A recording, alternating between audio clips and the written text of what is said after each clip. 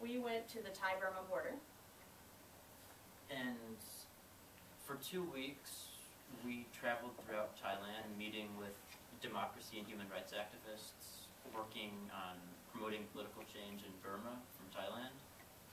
And in both of us, this has inspired a commitment to work to improve the living situation, development, human rights, democracy, all these things in Burma. So since then, we've been involved with the Student Campaign for Burma, which is an organization at AU that works in various ways, promoting awareness, petitions, things like that, to push for reform in Burma.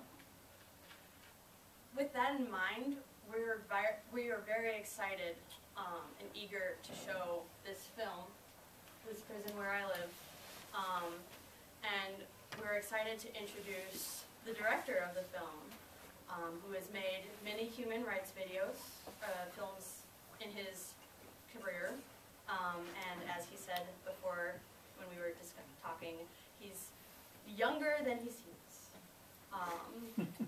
Very accomplished, but he's very young, I promise. Barely out of college. So, without further ado, if you could please join us in a warm welcome of the director of this prison where I live, Rex Bloomstein. There was only a joke about looking younger than... No, I won't go on. Thanks very much for coming today. I think we've got a number of Burma activists here. It's always great to meet with people who care deeply about this country and what's happening to it. And some terrible things are happening to it, and continue to happen to it. And it's one of the reasons why I wanted to make the film. It originated from a previous film on freedom of expression, which I called An Independent Mind, in which I travel around the world to interview and film a number of artists, cartoonists, writers, singers, and musicians, all of whom were under threat. And I heard about a group of Burmese comedians, which already intrigued me, called the Moustache Brothers.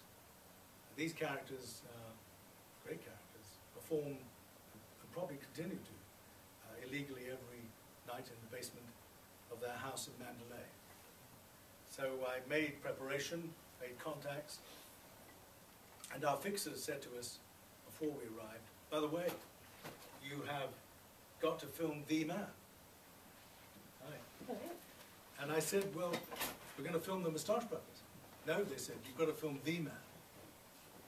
And I said, well, who do you mean? You've got to film the greatest comedian in Burma. I said, what's his name?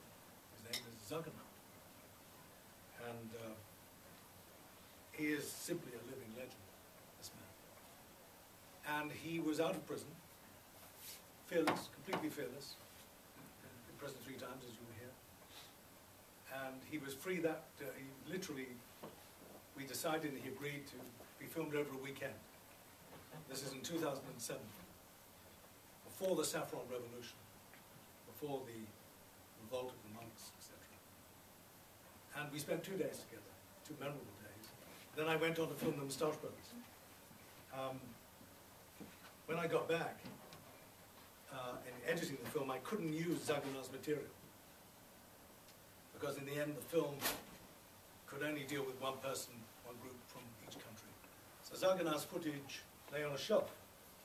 And 15 months, 18 months ago, it seems like a lifetime, I was rung up to say that Zaganar was back in prison.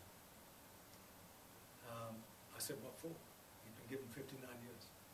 I couldn't believe it. So I looked at the footage, and I decided to try and make a campaigning film.